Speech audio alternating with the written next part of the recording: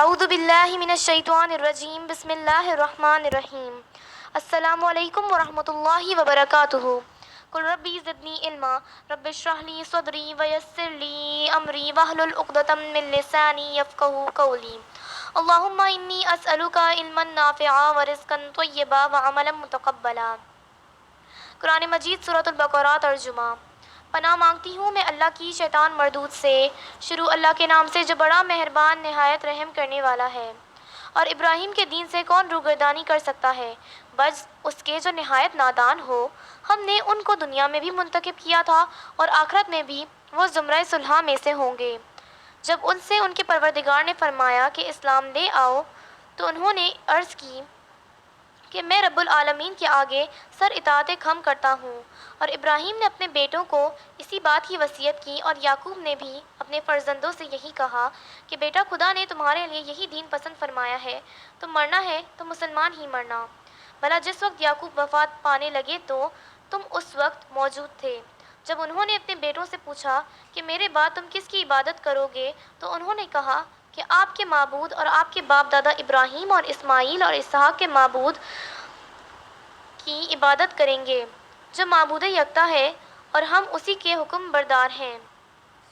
یہ جماعت گزر چکی، ان کو ان کے اعمال کا بدلہ ملے گا اور تم کو تمہارے اعمال کا، اور جو عمل وہ کرتے تھے ان کی پرسش تم سے نہیں ہوگی۔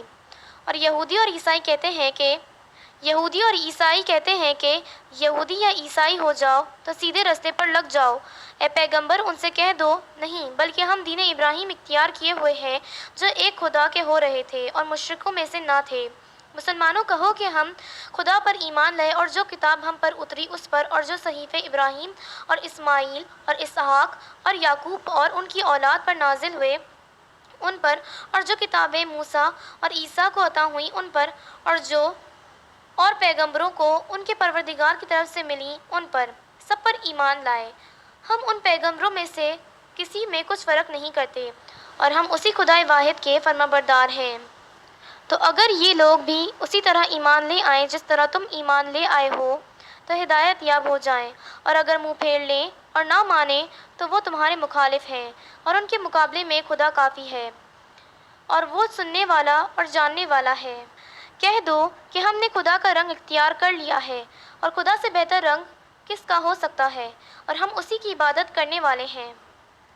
ان سے کہو کیا تم خدا کے بارے میں ہم سے جھگڑتے ہو، حالانکہ وہی ہمارا اور تمہارا پروردگار ہے، اور ہم کو ہمارے اعمال کا بدلہ ملے گا اور تم کو تمہارے اعمال کا، اور ہم خاص اسی کی عبادت کرنے والے ہیں۔ اے یہود و نصارہ، کیا تم اس بات کے کاہل ہو کہ ابراہیم اور اسماعیل اور اسحاق اور یعقوب اور ان کی اولاد یہودی یا عیسائی تھے؟ اے محمد صلی اللہ علیہ وآلہ وسلم ان سے کہہ دو کہ بھلا تم زیادہ جانتے ہو یا خدا؟ اور اس سے بڑھ کر ظالم کون جو خدا کی شہادت کو جو اس کے پاس کتاب میں موجود ہے چھپائے؟